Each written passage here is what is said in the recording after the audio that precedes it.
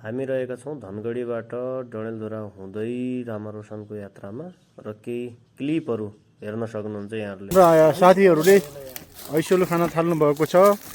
उहाँ हुनुहुन्छ हाम्रो हाकिम साहब हुनुहुन्छ। उहाँ एकदमै मिठो बाघले जस्तो लप लप खाने यसरी बाघ जस्तो लप लप खान खोज्दै हुनुहुन्छ। बोमिट प्रसाद हो उहाँ। उहाँ चाहिँ डिग्गी प्रसाद हो।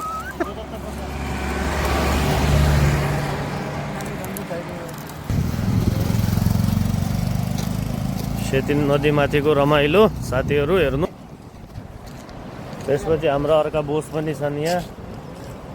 यता हेर न हौ बोस। ए हजुर हाम्रो बिग म्यान पछाडि छन्। हेलो सुधर अब दूर नहीं झिकै झिकै माया तमलाई।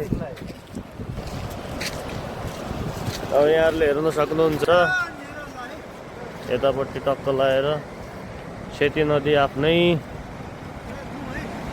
उर्लिरहेछ आफ्नै पारामा।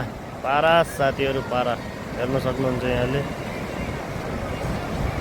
सेती नदीमाथिको पुलमाथि एकछिन रमाइलो गरिसकेपछि हामी लागेका छौँ सिलगढीतर्फ माथि उकालो। यहाँहरूले सिलगढीको उकालोतर्फ जाँदाको रमाइलो पलहरू हेर्न सक्नुहुन्छ।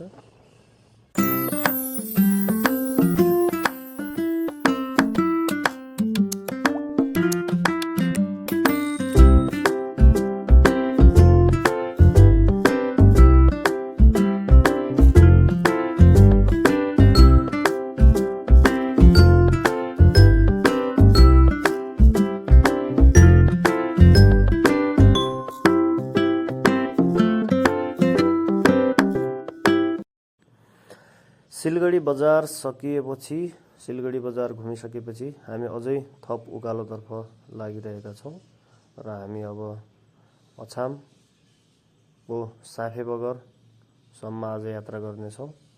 अहिले तपाईहरु हेर्न सक्नुहुन्छ सिलगढी बजारभन्दा माथि रहेका केही रमाइला दृश्यहरू र यताको बस्तीका दृश्यहरू कैद गरेको छु मैले र तल थप दृश्यहरू यहाँहरूले हेर्न सक्नुहुन्छ। टाढा टाढासम्मको एकदम मनमोहक बादलले ढकमक्क ढाकिएका यी टाकुराहरूलाई हजुरले निहाल्न सक्नुहुन्छ। साथीहरू सन्ध्याकालीन नमस्कार फेरि पनि। अहिले हामी छौँ अछाम जिल्लाको साफेबगरमा। यहाँ मिस्टर वर्षा होटलमा हामी हाम्रो स्टे छ आजको। अहिले रातको नजारा यस्तो छ साफेबगरमा हेर्न सक्नुहुन्छ। हाम्रा सरहरू पनि छन् नाइट लाइफको मजा लिँदै साफेबगरमा। यहाँहरूले हेर्न सक्नुहुन्छ मिस्टर सुजन थापा पनि रहेका छन् साथमा। सुजन सर पारामा पारामा। मनोज दाई पनि छन्। हाम्रो मनोज दाई आफ्नै पारामा है पारामा। रातिको साफेबगरको बसाइपछि अर्को दिनको मोर्निङमै हामी नजिकै रहेको बैद्यनाथ धाममा चाहिँ दर्शन गर्न पुग्यौँ र त्यहाँ दर्शन पनि गऱ्यौँ। एकदम राम्रो रहेछ मन्दिर।